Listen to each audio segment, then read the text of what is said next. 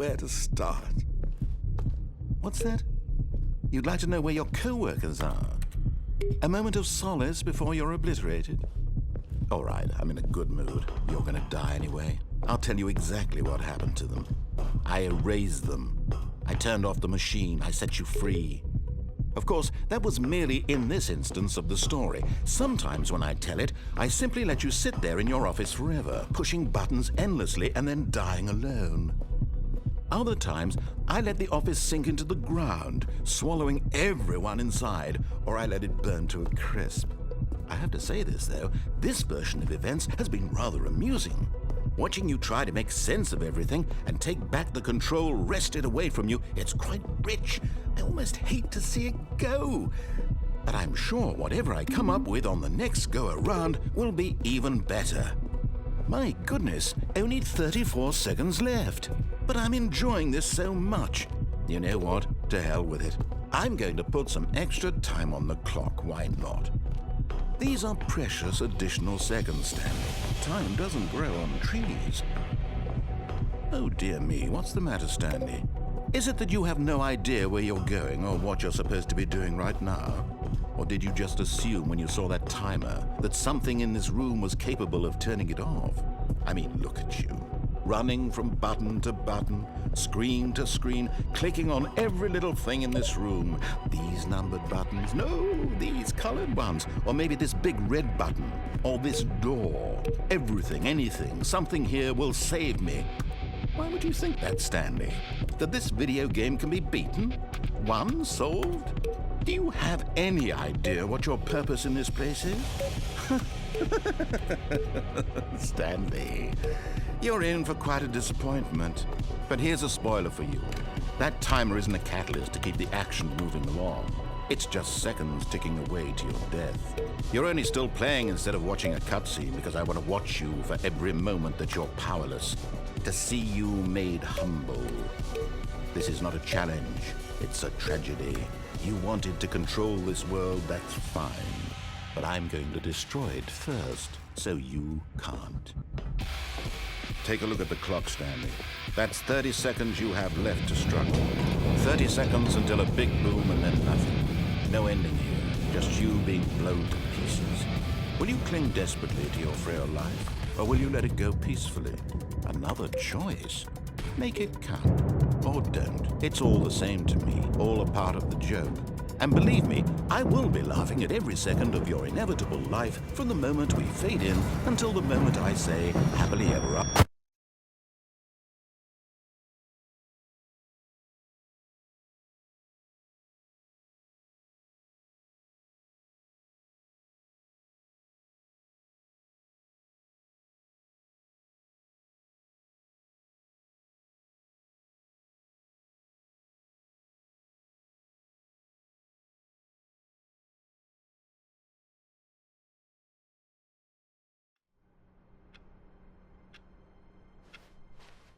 All of his co-workers were gone.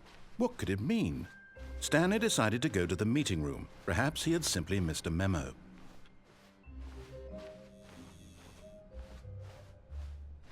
When Stanley came to a set of 2 open doors, he entered the door on his left. Yet there was not a single person here either. Feeling a wave of disbelief, Stanley decided to go up to his boss. Oh no, no, not again. I won't be part of this. I'm not going to encourage you. I'm not going to say anything at all. I'm just going to be patient and wait for you to finish whatever it is you enjoy doing so much in this room. Please take your time.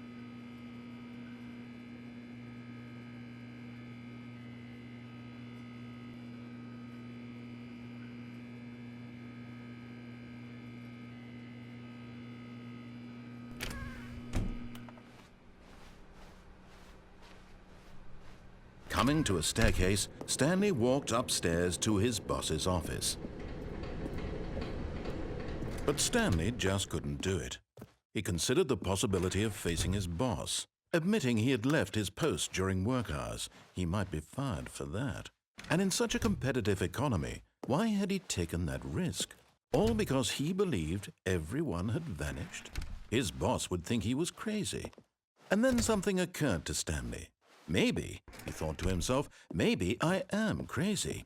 All of my co-workers blinking mysteriously out of existence in a single moment for no reason at all. None of it made any logical sense. And as Stanley pondered this, he began to make other strange observations. For example, why couldn't he see his feet when he looked down? Why did doors close automatically behind him wherever he went? And for that matter, these rooms were starting to look pretty familiar. Were they simply repeating? No, Stanley said to himself, this is all too strange. This can't be real. And at last, he came to the conclusion that had been on the tip of his tongue. He just hadn't found the words for it. "I'm dreaming!" he yelled. "This is all a dream." Oh, what a relief Stanley felt to have finally found an answer, an explanation. His co-workers weren't actually gone. He wasn't going to lose his job. He wasn't crazy after all. And he thought to himself, I suppose I'll wake up soon. I'll have to go back to my boring real-life job pushing buttons. I may as well enjoy this while I'm still lucid. So, he imagined himself flying and began to gently float above the ground. Then he imagined himself soaring through space on a magical starfield, and it too appeared. It was so much fun, and Stanley marveled that he had still not woken up. How was he remaining so lucid? And then perhaps the strangest question of them all entered Stanley's head. One he was amazed he hadn't asked himself sooner. Why is there a voice in my head dictating everything that I'm doing and thinking? Now the voice was describing itself being considered by Stanley, who found it particularly strange. I'm dreaming about a voice describing me, thinking about how it's describing my thoughts, he thought. And while he thought it all very odd and wondered if this voice spoke to all people in their dreams, the truth was that, of course, this was not a dream. How could it be? Was Stanley simply deceiving himself, believing that if he's asleep, he doesn't have to take responsibility for himself? Stanley is as awake right now as he's ever been in his life. Now, hearing the voice speak these words was quite a shock to Stanley. After all, he knew for certain, beyond a doubt, that this was in fact a dream. Did the voice not see him float and make the magical stars just a moment ago? How else would the voice explain all that? This voice was a part of himself too. Surely, if he could just... He would prove it. He would prove that he was in control, that this was a dream. So he closed his eyes gently, and he invited himself to wake up. He felt the cool weight of the blanket on his skin, the press of the mattress on his back, the fresh air of a world outside this one. Let me wake up, he thought to himself. I'm through with this dream. I wish it to be over. Let me go back to my job. Let me continue pushing the buttons. Please, it's all I want. I want my apartment and my wife and my job. All I want is my life exactly the way it's always been. My life is normal. I am normal. Everything will be fine. I am okay.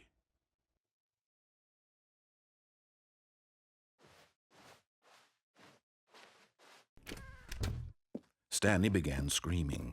Please, someone, wake me up. My name is Stanley. I have a boss. I have an office. I am real. Please, just someone tell me I am real. I must be real. I must be. Can anyone hear my voice? Who am I? Who am I? And everything went black.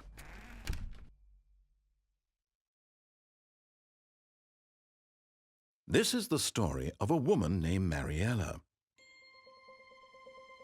Mariella woke up on a day like any other. She arose, got dressed, gathered her belongings, and walked to her place of work.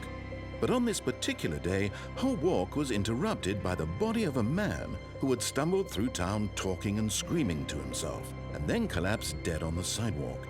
And although she would soon turn to go call for an ambulance, for just a few brief moments, she considered the strange man. He was obviously crazy. This much she knew. Everyone knows what crazy people look like.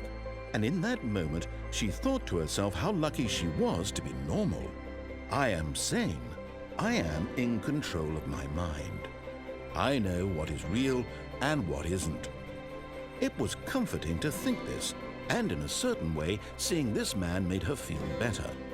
But then she remembered the meeting she had scheduled for that day, the very important people whose impressions of her would affect her career, and by extension, the rest of her life. She had no time for this, so it was only a moment that she stood there, staring down at the body. And then she turned and ran.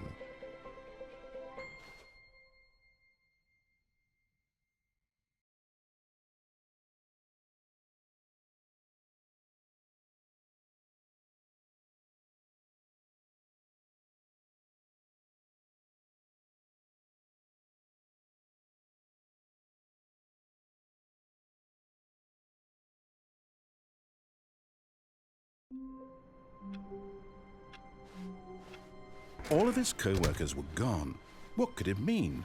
Stanley decided to go to the meeting room. Perhaps he had simply missed a memo.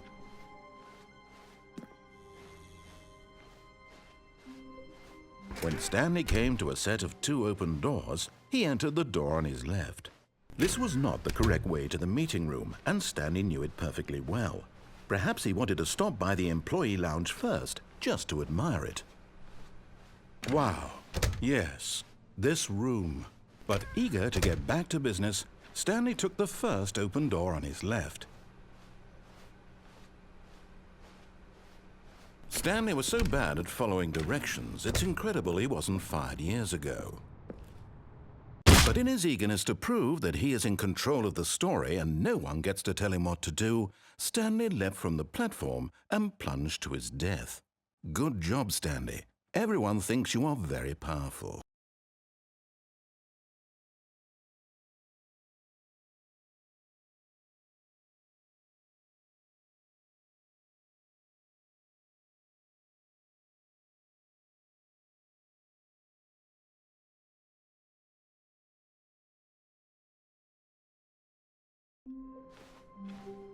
Just a step through this door, Stanley thought to himself, that's all I need. If I can make it through this door, I can make it through them all.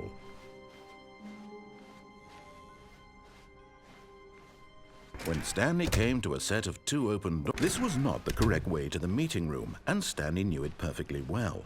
Perhaps he wanted to stop by the employee lounge first, just to admire it. The lounge was sublime, a work of art. But eager to get back to business, Stanley took the first open door on his left. Stanley was so bad at following directions, it's incredible he wasn't fired years ago. Look, Stanley, I think perhaps we've gotten off on the wrong foot here. I'm not your enemy, really, I'm not. I realize that investing your trust in someone else can be difficult, but the fact is that the story has been about nothing but you all this time. There's someone you've been neglecting, Stanley. Someone you've forgotten about. What? Really? I was in the middle of something. Do you have zero consideration for others? Are you that convinced that I want something bad to happen to you? Why, I don't know how to convince you of this, but I really do want to help you, to show you something beautiful. Look, let me prove it. Let me prove that I'm on your side. Give me a chance. Now listen carefully, this is important. Stanley walked through the red door. Oh, thank God you are willing to listen to me. Do you see that I really have wanted you to be happy all this time? The problem is all these choices. The 2 of us always trying to get somewhere that isn't here. Running and running and running, just the way you're doing right now. Don't you see that it's killing us, Stanley?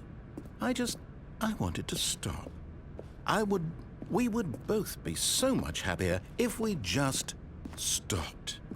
And I think I have a solution. Here, let me show you.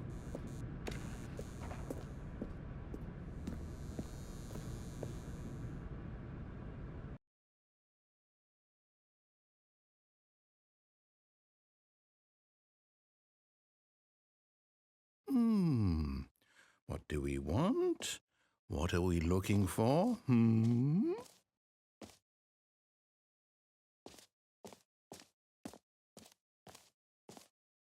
Here, yes. Oh, it's beautiful, isn't it? If we just stay right